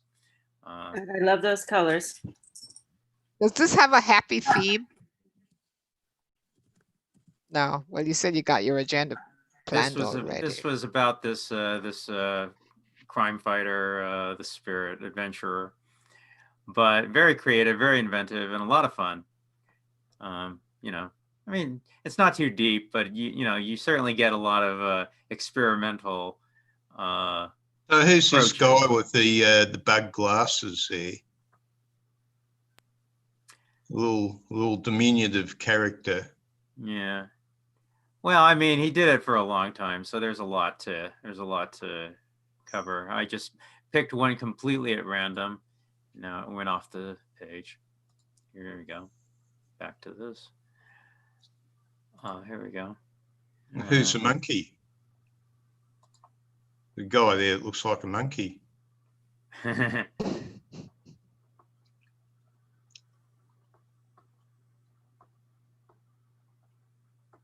Yeah, it was an earlier time.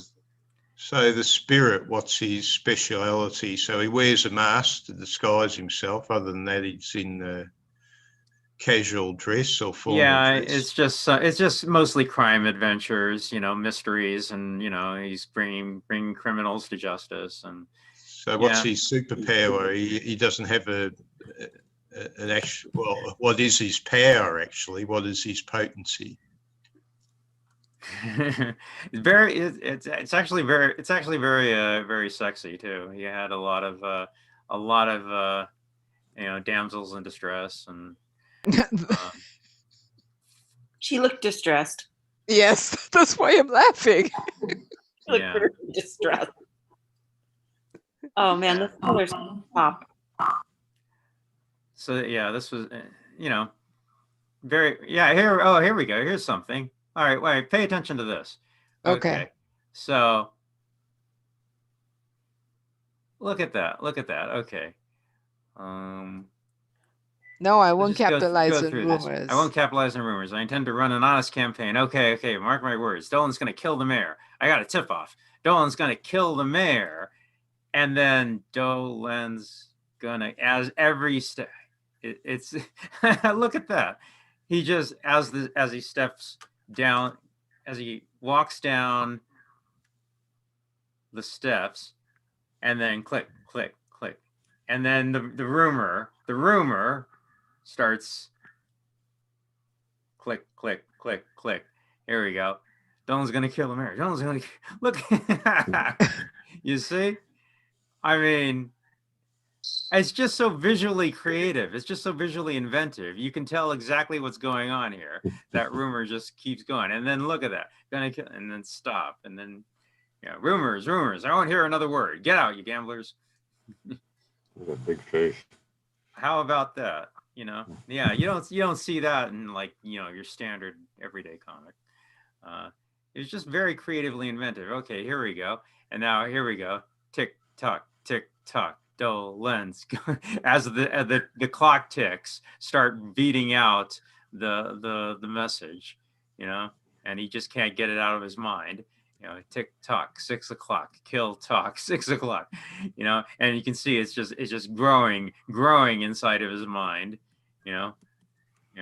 And he can play a game to end all games, or do you meant checkers? The what game year to was end all- this? What year was this comic? Oh, this was 1943 or something. All right, so they're using colour. Yeah, so this was that's an extra expense. Yeah, this was a newspaper supplement. This came in the newspaper every Sunday, I believe. Yeah, and the composition, you know, I mean, this is a guy at the master of his form. And look at this. You see remember what I was saying about the title being part of the All right, yeah. part of the environment. Now, see, this was going all the way back to the front page. You see this character who is climbing on the logo, and later on in the very story, we see those letters are still there, and he's still interacting with them. They're still part of the environment. I mean, you know, and here they are and behind it. You see, how about that? That's so Green Acres. Hmm. Yeah, that half-hour comedy show from back in the 60s, they're always looking, right. speaking out to the camera.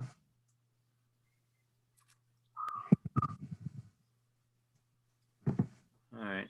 But anyway, I mean, you could go on and on. I mean, he did the Spirit for a long time, and he did a lot of really interesting things. And I grabbed this one book completely at random, so there's probably not even some good examples here, but you get the idea.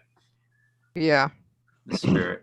I mean, you know, this is like the whole expositional caption here is put in this paper parchment, you know, under the sea type of thing. The stories about pirates. So this was before his daughter died and he became a dark soul. If you like, Eva, if you like. So more dark comics after Contract. Look at Was that it? look at the composition of that. And here, this one right there.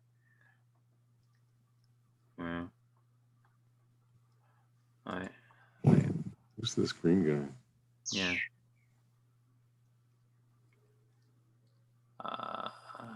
So I'm just grabbing stuff at random, seeing if there's anything interesting. And you know, and the plots were really well done. I mean, they were really clever. You know, really clever writing. A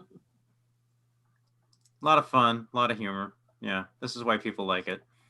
And yeah, Eva, yeah, people the Spirit comics are more popular than the stuff he did after. Yeah, that's true. Anybody thinks of Will Eisner, think, oh yeah, the Spirit. Yeah, it's rare that people really think about Contract with God, even, and the other books. And he did a lot of stuff. So does the color he chose in the series in Contract with God certainly reflected the pathos, right? Yeah. Yeah. Yeah. Look at that. See, this is the actual buildings are outlining the lettering. And yet at the Hawaiian Library, which is the state library, the only thing they had on him was a biography and the Contract with God. They didn't have Spirit. Wasn't there. So he's going to be remembered for the contract, not the Spirit, because that's what's lingering in the libraries. Is your library on Hoopla? I don't know. Yeah, ask your if they have access to the Hoopla system. And what is Hoopla, please? Hoopla. Yeah, if they're a good library, they should be on Hoopla. What is Hoopla? Well, if you want to get electronic copies of these comics, yeah, Hoopla will provide anything that's in the system, and you'll be able to access the vast bulk of the stuff that we were going over. Honestly, I did This not. a subscription service? If it's a good library, it should be on Hoopla. It's a good library, but I have not seen anything called Hoopla on their website at all. They have a lot of things, but Hoopla was not mentioned. Let me do that. It's okay. I've got Barnes and Nobles and Amazon. Here we go.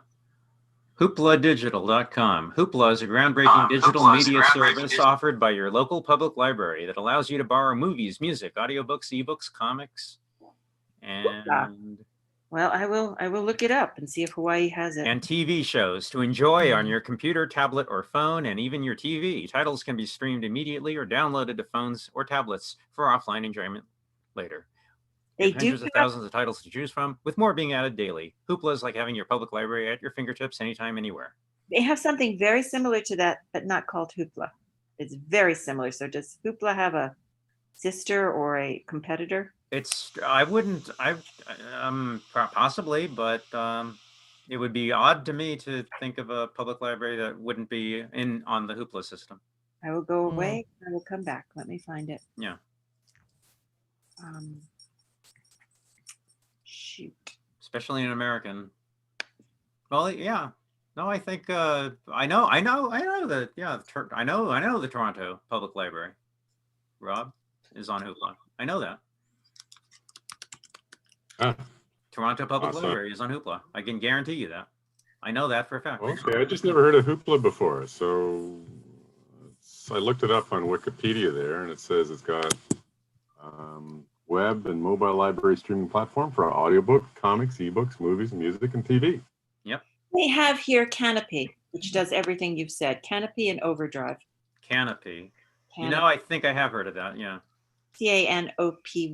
They wouldn't buy two of things that do the same, so maybe they just went with a different vendor. But I will look under Canopy, and I think I lost you guys. Oh no. No, you're still here. Well, I can't see you. There we go. Let's go back. No. Here you are. You're back. Nope, you're not back. Dang. Let me, just indulge me in a bit. There, I got you. Because this is Mr. Steve Lytle, who passed away last week. He had a very, very clean, very, very clean classic style. I just liked the way he drew. I mean, he did like DC comics and Marvel comics, but very, very clean classic style. And passed away at 63. Yes, yes, another from complications from COVID. No. Yep, 63, too early. He had a lot more to give, and he passed away from complications of COVID last week. And such a shame. He went too early. Where was he? Where? I think he was in the Midwest somewhere. I'm not sure exactly. Illinois, something like that. I don't know. Yeah, they're getting slammed. That's a shame. Look at that. One of his covers, is a graveyard. How about that? But just a very classic, clean superhero style. And I liked him. I liked him a lot. And he had a lot more decades to give, and he shouldn't have gone. What a shame. What a shame. So just want to note his passing. Thank you. Yeah. All right. So Okay. again, next week is. So next week is Long Shot. Long Shot. It's funny. You'll like it. And that's all I have to do. Like look up Long Shot, and there will be something that comes up. Tell you what, I'll send it to. I'll just send you the file. I'll send you the file. Okay. No, Send me the file too. Sure, I'll do that for everyone who's here. Yes. so Thank no you. tragedy for Eva. She doesn't like tragedy. No, it's not that like tragedy, but he was Oh. unremittingly misanthropic in those last they were just, there was nothing in them that gave you any spirit of hope. If I were God, I wouldn't want to deal with anybody in those comics. It was just depressing. But that's where you find God with the poor. They were worse than poor. I've been poor. They were just downright dismal. I mean, it's just nasty. It was it was just constantly chronically. One bad turn after another. It just Yeah, like, oh my God. At least the first one, there was somebody doing good. It was part of that contract, but then people doing good. The first character who died, and then the next one who took over the contract, who was doing. I'm not sure if he was doing good things. Was he doing good things? He saved 2 people from the burning tenement. Okay. Yeah. It was just relentlessly a downer. And, I have lived in slums, and there is always a crack of something, something that a flower growing in a corner. There's always something. But that was just grim. It really depressed me. Sorry. It's a funny thing is I didn't find it depressing. I found it interesting. Stimulating, yes. Sterner stuff than me, because Stimulating. The contract with God was pretty stimulating. Well, to get up and get out of there, walk away from that place. It was just a bad place. Well, when you mentioned the artist who died at 63, there's another case of the contract or the covenant with reality. Yeah. The covenant with reality is I'll grow up, I'll go to university and find a nice little job and have a family and live the good life and die at a ripe old age. Hate to break it to you, but 63 is a ripe old age for most of humanity, even now. Sorry. Sorry, it's 80 now. Nothing How are less the than 80. vaccines coming in Australia, Stephen? Only in wow. Switzerland, perhaps, but not anymore. Not in Russia anymore, not in India anymore. The length of time people have is going downhill. So it is kind of... Well, that was the thing I watched in relation to the today's subject. I watched a bit of a Star Trek episode called City on the Edge of Forever, where they literally go back to the year 1930. You're in Depression America to get a bit more of an idea. And there's this stirring scene where Joan Collins is this street missionary, and she's dreaming of the future where technology takes off and feeds the millions and man goes to the stars. So she's envisioning the dream of Star Trek in the future. But there was a giveaway. She felt, technology will one day overcome the starving millions. But they became billions. And yep, we've got a lot of technology now, and now we've got billions of problems. So the future is that comic book. In the future, most people will be living in slums. They'll be utterly oppressed. Sorry, don't believe it. More people are living better. I'm here to give you an hour of power of pessimism. Sounds like Ready Player One.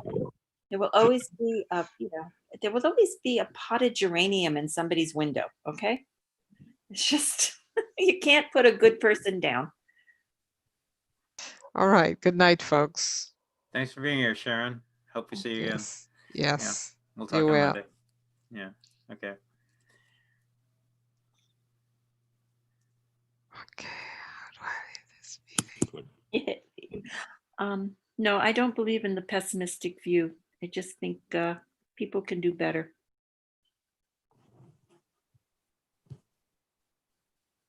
And that was not shown in that last bit with a contract with God. It was like you were screwed no matter what you did or how you did it. Everybody was depressing in that stupid book, or evil. They were a victim or they were a perpetrator of evil. It was thoroughly and completely oppressive.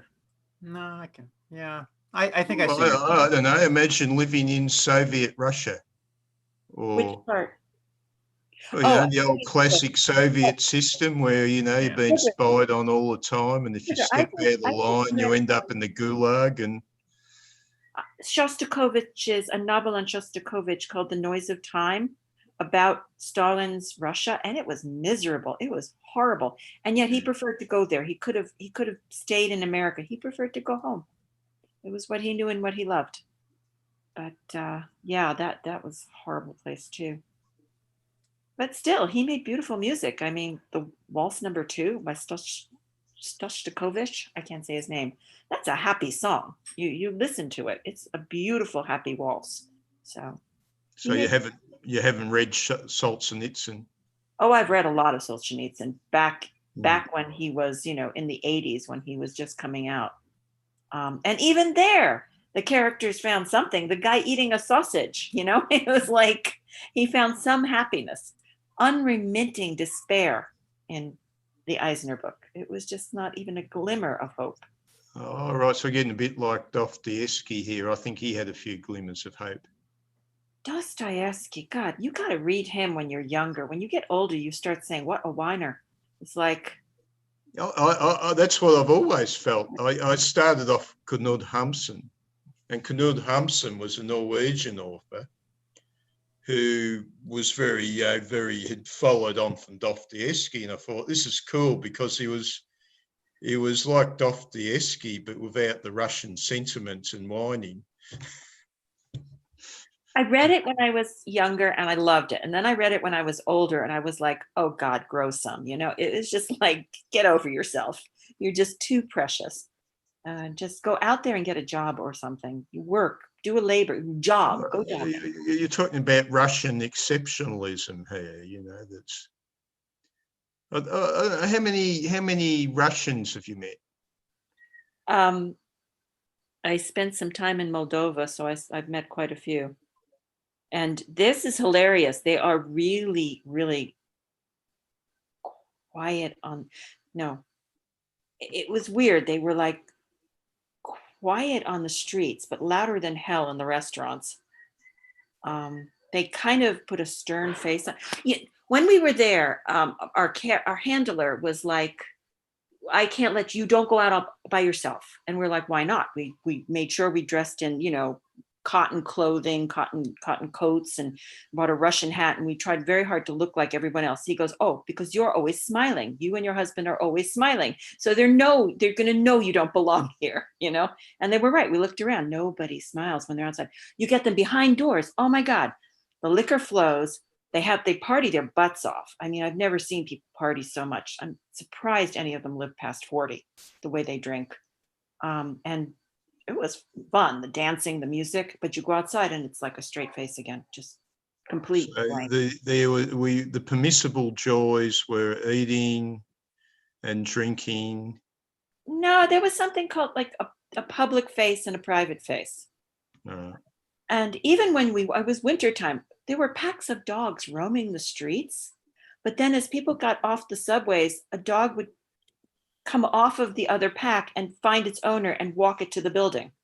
There were these horribly ugly buildings. They had knocked down all the pretty ones, I think, and they put up row after row after row of tenement slum buildings, 8 or 9 stories, maybe 12, but they weren't allowed to have dogs. So the dogs would follow their owners to their door. The owners would go in, come out with food, and then the dogs would go off on their way again. It was the weirdest thing. Packs of dogs in the parks, packs of dogs on the streets.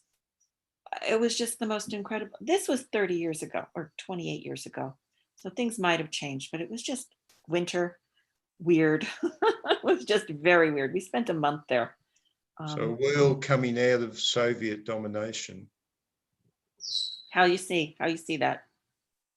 Well, 30 years ago was when the Soviet Union fell. Yes, they were coming out of Soviet domination. It was a very Soviet place. But I think I've checked up on the economies of those regions, and they've actually, in terms of production, gone down. They couldn't have gone down. During World War II, they were eating each other there. Under Soviets, they had like one major factory in that entire valley. Aside from making wine, they made the candy that went to Russia. It couldn't have gone down. It was low in the 90s. It was really low. If it went down from there, My God. Oof. There was no, That's the impression I get from a lot of people who are touring the region, that, you know, stuff that was going in the Soviet era is just gone. It's just, you know, places are empty and locked up. And hey, bud, have you been traveling across America? We just did a drive 2 years ago, and there were absolute stretches that looked like the zombie apocalypse. It was just bare and brand new buildings left. you had the man that was trying to save you, Donald Trump. Don't bait. Not worthy of baiting. Thank you. It's very painful right now. Don't bait. No, there's been a lot of crap going on, but that book depressed me. Eisner depressed me, and I don't get depressed easy. So I think that's going to be the gamble with any artwork. Yeah. true. People Hey, are gonna- Tintin, the artwork, the cover went for 3.2 million. Did you read that in the Times? His No. artwork. The guy who did the drawings for Tintin, Oh, yeah. they sold a cover of one of his books, the original artwork. It went for $3.2 million. Hey. Yeah, right. Well, then again, $3.2 million isn't what it used to be. I would take it in a flash, okay? But it was a beautiful painting. It was absolutely beautiful. No, yeah, the market usually goes in a cycle, though. So there's periods in the market cycle where those sort of artworks will fetch huge sums. I don't know if we're in that at the moment, but we could be. Because of the COVID, the governments are printing heaps of money, so people are looking for something to put their money away in to avoid the what will eventually come out as quite strong inflation. It's not the normal time of the cycle for getting into stuff like that, but because of the COVID situation with the money supply, it might be in a certain way. How? Yeah, I noted that in the year 1917, there was about $3.5 billion in circulation in America. And today there is $2.1 trillion in circulation in America. So per capita, there was $50 in circulation around the end of World War I. And today there's over $6,000 in circulation per capita. So what's that? There's 120 times the currency per person that there was in 1920. So consequently, your dollar is worth 1 cent. It gets you what, 1 cent of purchase power from 1920. False economy. False economy. In 1920, a woman of my status would have lived in a smaller place with fewer objects. I wouldn't have owned a piano or a parrot or a lovely view. A woman of my status. Now I live a much better life with the same. I mean, like I don't think I've become any higher class than my great grandmother. The same middle class, but I have a much better standard of living. Oh yeah, I was talking about purchase power, but today there's much greater productivity. I thought I have great purchase power with, Amazon.com. I can like shop anywhere in the world. Oh, there's some things which remain constant, and certain things where productivity is made, what shall we say, is a great improvement, like a radio set. A radio set was an enormously expensive thing in the 1930s, and of course today you get something very sophisticated for a very affordable price, and that's the improvement in productivity. Which is a good thing, yes? Good thing. Well, I'm probably not entirely, although, it all seems good. It brings us down. The ease of the modern world brings us down. Yesterday, I made my own mozzarella cheese. It turned out like vulcanized rubber, but I will go back and try to do it again. If you choose ease, that's your own problem. I choose to make mozzarella cheese, and knit lace. So you can be a lazy person and be unhappy, and that's on you. Like Herbie or whatever his name was with his contract with God, it was on him. He's the one that decided he had a bad call with the injustice when it was just a misfortune. The way you experience your day is really as important as the experience that's happening to you. I mean, how you approach it. Well, there's of course, the great and grand tale in terms of contracts is the pact with the devil, Dr. Faustus. And of course, if you've ever seen the comedy movie, there was the original Bedazzled, which I preferred. I love the original Bedazzled with, well, who was the actor? Oh my gosh. He was brilliant. There was a remake, but I preferred the first one was Peter Cook and Dudley Moore. Yes, Dudley Moore and Peter Cook. That was brilliant. That was absolutely brilliant. I can't remember the name of the girl in it. She might have been Peter Cook's wife. And Peter Cook played Lucifer, who was just a naughty boy who,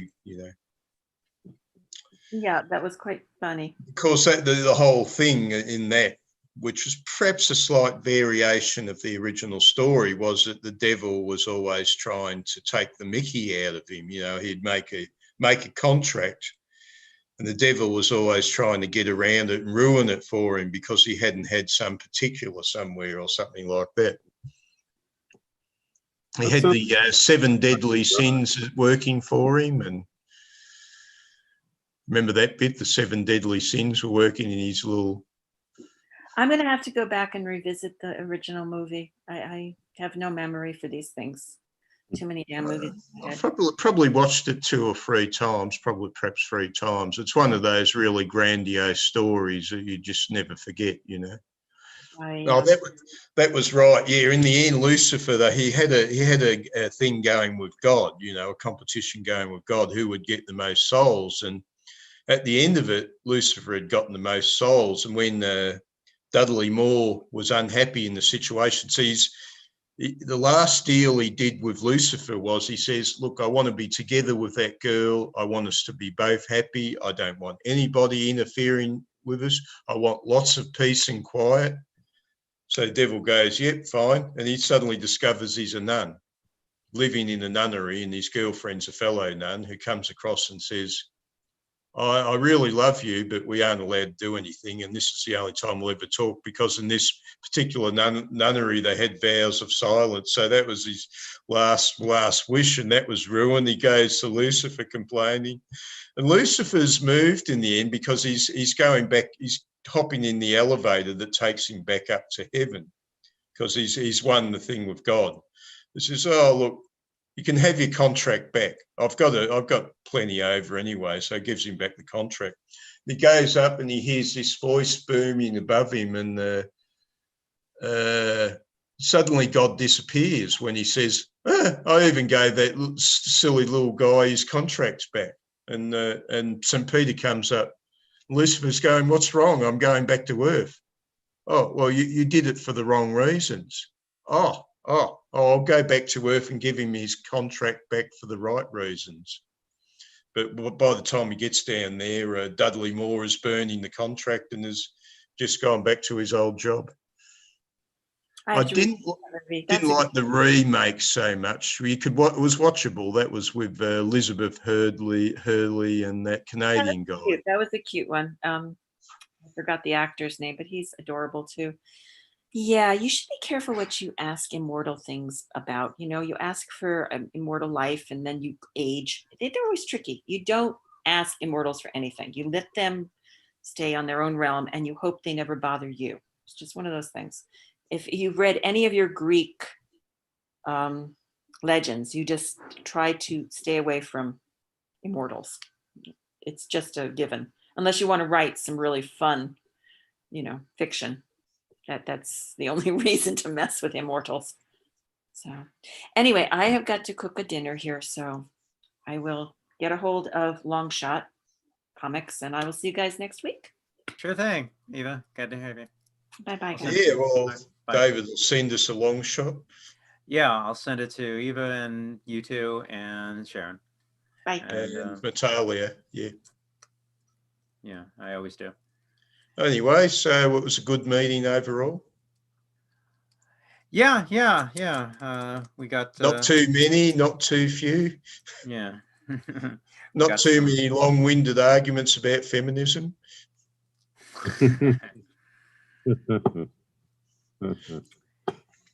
Yeah. Yeah.